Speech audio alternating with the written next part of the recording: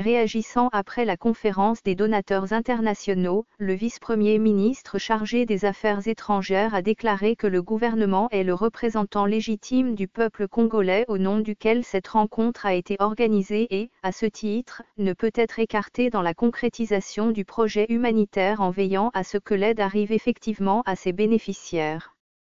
La République démocratique du Congo, RDC, n'a pas été présente à la conférence des donateurs internationaux qui s'est déroulée le 13 avril à Genève, en Suisse.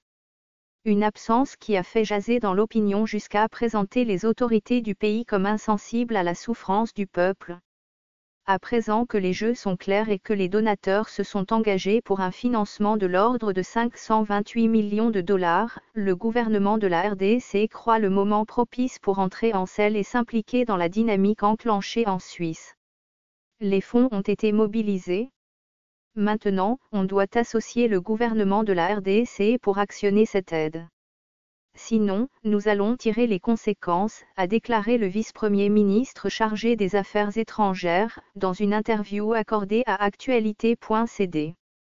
Contrairement à certaines allégations, Léonard Chioki-Tuntu a tenu à préciser que le boycott de la RDC de la conférence de Genève tient au fait que les organisateurs n'avaient pas songé associer les autorités nationales en amont.